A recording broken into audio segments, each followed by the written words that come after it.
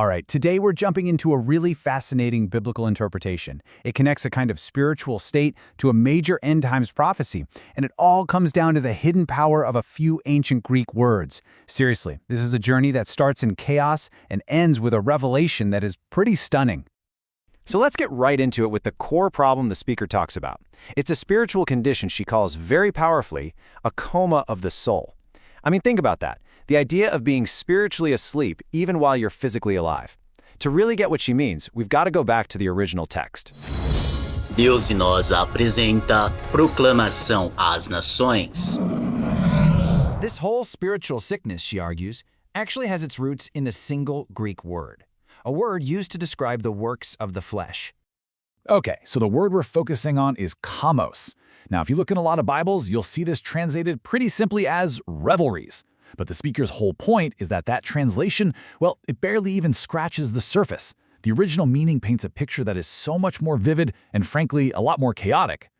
And when you dig into what Komos actually meant, wow, we are not just talking about a party. The source material describes these drunken, mocking parades, these over-the-top processions that would go on all night long.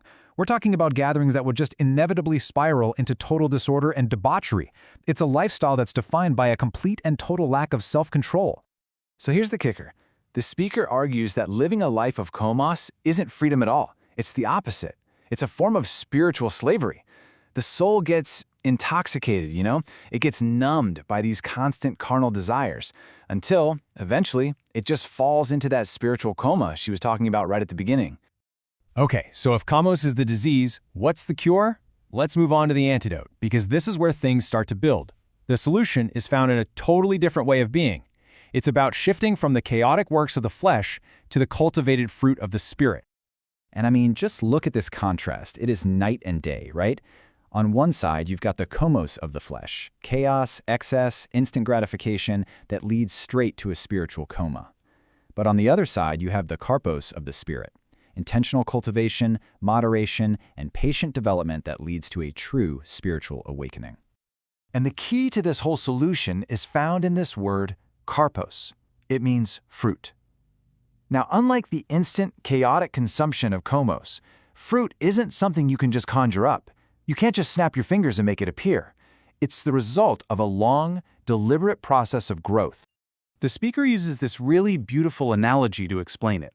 She says to imagine holding a tiny, fragile little mango sapling. By itself, it's weak, it can't produce anything. But with time and care and cultivation, it grows into this massive, strong tree that bears tons of fruit. That, right there, is the process of Karpos. All right, now we get to the absolute heart of this whole analysis, this incredible linguistic connection that the speaker uncovers. This is where the idea of spiritual fruit takes a totally unexpected turn and links directly to a famous end times prophecy. And you can just feel the awe in the speaker's words here. For her, this connection isn't some human invention. It's not a coincidence. She sees it as this profound truth that was hidden by God right inside the structure of the language itself and confirmed by the word. So this brings us to the big question, doesn't it? How on earth could cultivating your inner character, things like love, joy, peace, how could that have any direct connection to a future prophetic event, like the rapture? Well, she argues the answer is hidden in the root of the word itself. And here it is. This is the aha moment of the whole analysis. The speaker reveals what she believes is this profound linguistic connection, that the Greek word for fruit, karpos, is thematically and even phonetically linked to harpazo, which is the exact word used in the New Testament to describe the rapture, the snatching away of believers. It's a direct link between the fruit we produce and the final harvest. And it gets even wilder, because if you dig just one level deeper into the root word arrow, the picture gets even clearer. The very actions we associate with the rapture, to be seized, to be carried off, to be lifted up and taken away, the meaning of those actions is semantically baked right inside the word for fruit. So it's really no wonder the speaker's reaction in the source text is just pure, uncontainable joy. Eta Gloria, which is just like saying, oh glory. It's the emotional peak of her discovery, seeing this beautiful hidden promise encoded in the very language of Scripture. So that's an incredible linguistic discovery, but what does it all mean for us, practically speaking? The speaker ties this amazing linguistic thread all the way back to one of Jesus' most famous and practical warnings. And all of a sudden, this verse just hits differently, doesn't it?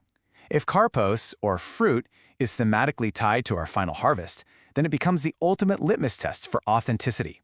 It's how you can tell a good tree from a bad one, a true prophet from a false one. This brings us right to the ultimate takeaway. Karpos, this cultivated spiritual character, is the real evidence. The speaker warns us not to be fooled by charismatic emotion, or what she calls manufactured sincerity. Because those things, they can be faked. But true fruit, she argues, is observable, it takes time to grow, it cannot be counterfeited. And that leaves us with a really powerful final thought.